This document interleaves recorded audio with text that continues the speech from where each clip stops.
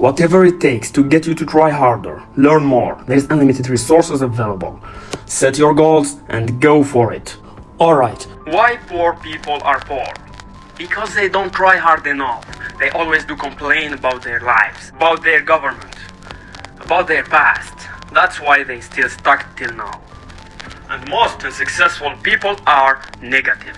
They always go, oh, you know, Algeria is bad. The world isn't fair. God isn't fair. The problem is themselves. They are lazy and they don't want to make any changes. They live in their comfort zone. Like most people are happy because they take free money from the government. Believe me, they exist.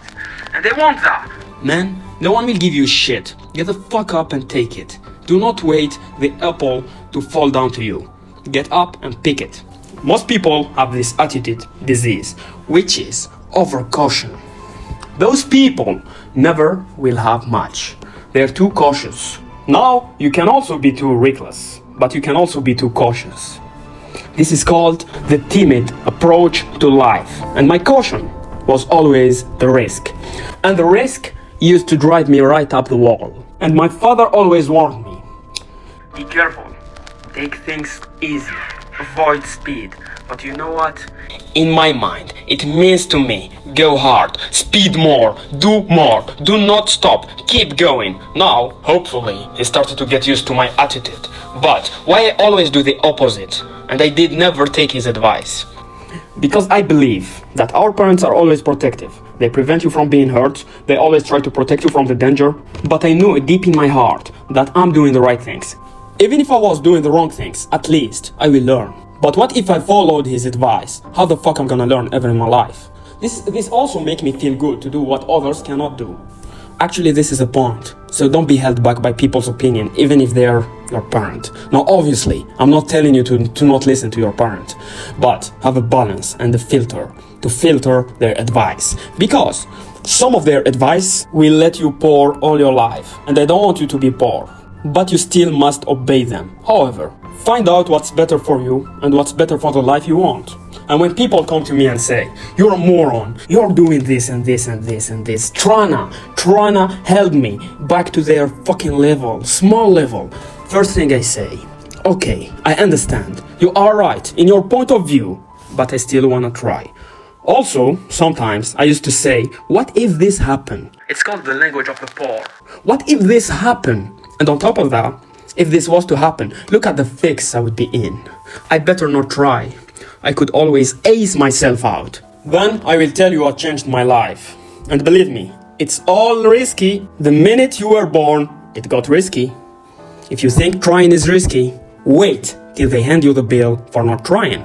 If you think investing is risky, wait till you get the tap for not investing. See? It's all risky. Getting married is risky. Having children is risky. Going in the business is risky. Investing your time and energy is risky. It's all risky. See, I will tell you how risky life is. You're going to die one day. You're not gonna live here forever.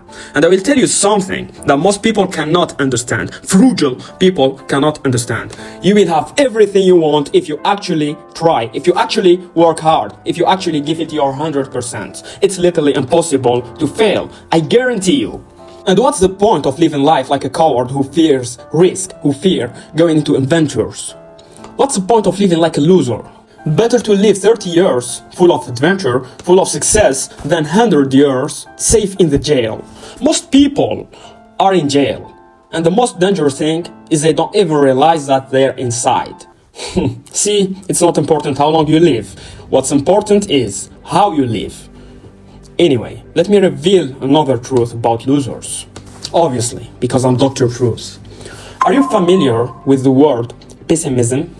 It's a deadly disease of always looking at the bad, the problem side, the difficult side, checking all the reasons why it cannot be done. The poor pessimist leads an ugly life. He doesn't try to figure out what's right. He tries to figure out what's wrong.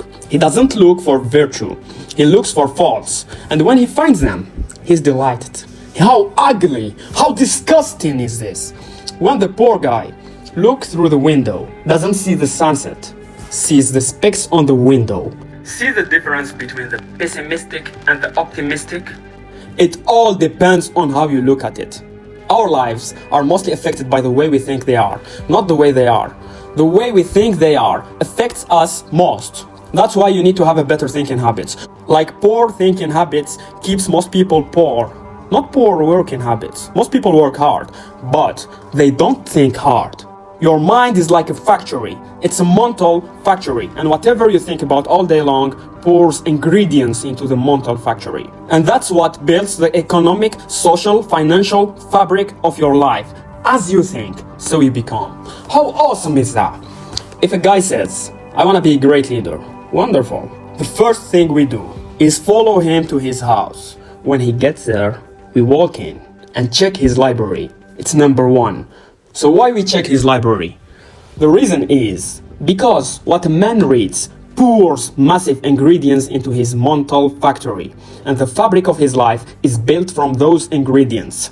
You would not believe what most people have got in their house to read, even worse, to watch, because they cannot read. Their minds are blown up already. They're all controlled.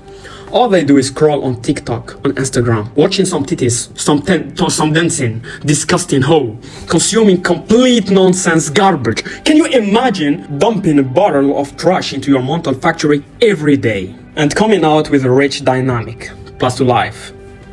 It cannot be done. It's impossible. You might as well try making a cake with a cement. So how you build a good life? It's super simple. It's not easy, but it's simple. Here is how you build anything. Select the right ingredients, keep out the wrong ingredients, and it starts with thought, with an idea. Like everything starts with thought. So you must be wise and careful what you think about, because that starts everything. You gotta be wise and careful about what you consume. Let's say I'm drinking coffee in the restaurant or whatever, wherever. I love coffee, by the way, but I don't like too much sugar. What if my worst enemy drops much sugar in my coffee? I would be okay, right? But what if my best friend, by accident, drops poison in my coffee? Obviously, I will be dead, right? And this is a super important lesson to learn. Life is both sugar and poison. You gotta be careful. So watch your coffee. See, it doesn't matter who hands you the bad stuff. It doesn't matter where you get the bad stuff. It will still do its damage on your bank account. So every day, you must stand guard at the door of your mind. How important? Stand guard on the door of your mind. And you decide what goes into your mental factory. So don't let anybody just dump anything they want to in your mental factory, because you have got to live with the results. Last but not least, the more dangerous disease is complaining, crying like a fucking baby, whining. All this will ace your future. Spend 5 minutes complaining and you have wasted 5. It's a deadly disease. If you don't think it's bad, ask the children of Israel. Typical of us all. Story says they were slaves. God performed a series of dazzling miracles and got them out. And now they are heading for the promised land. Remember the story? Heading for promised land. Tragedy of the story. They never got there. The reason is, from day one, they started to complain. They griped about the water. They griped about the weather. They whined and cried and griped about the food. They griped about the leadership. They whined and cried because it was too far. It was too cold, too hot, too difficult, too miserable. Also the real story, they were afraid, and because they are cowards. I mean, they whined and cried for years. Not just once, not just for months, for years. Then, trip cancelled. And the story said, they died in the desert.